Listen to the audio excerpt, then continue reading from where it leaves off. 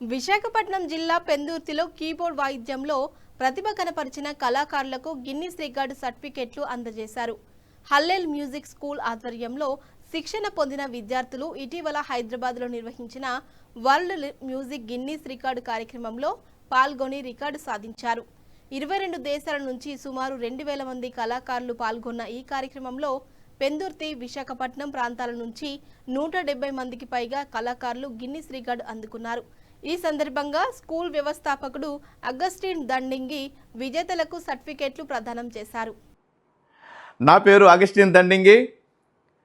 నేను హల్లెల్ music school అనే ఒక సంగీత పాఠశాలను 2020 సంవత్సరంలో ప్రారంభం చేసి ఇంతవరకు 5.5 సంవత్సరాలుగా 10,800 మందికి ఉచితంగా సంగీత విద్యను అందించడం జరిగింది.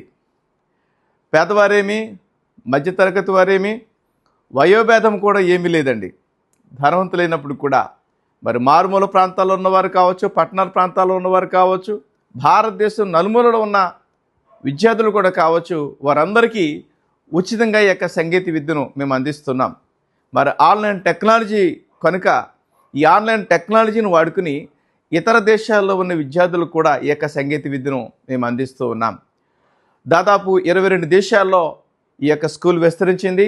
America, Canada, Qatar, Australia, New Zealand లాంటి అనేక దేశాలలో ఉన్న విద్యార్థులు ఈ స్కూల్లో జాయిన్ అయ్యి ఉచితంగా సంగీత విద్యను మరి అందుకుంటున్నారు అనే విషయాన్ని మేము తెలియజేస్తున్నాం. అదేవిధంగా పిల్లల యొక్క ప్రోత్సాహం కొరకు, సమాజంలో గుర్తింపు కొరకు వివిధ రికార్డులు కూడా మేము చేశాం. గతంలో international star book of records అని, ఏషియా బుక్ ఆఫ్ రికార్డ్స్ అని, ఇంజనీర్ షామ్ వరల్డ్ రికార్డ్ అని ఇటువంటి రికార్డులు చేయడం జరిగింది. అయితే ప్రపంచ గుర్తింపు పొందిన ఒక అద్భుతమైన మరి certificate Guinness world records certificate. ఈ సర్టిఫికేట్ పొందుకోవాలంటే ఒక యూనిక్ టాలెంట్ ఉండాలా, అదేవిధంగా ప్రతిభ కూడా ఉండాలి.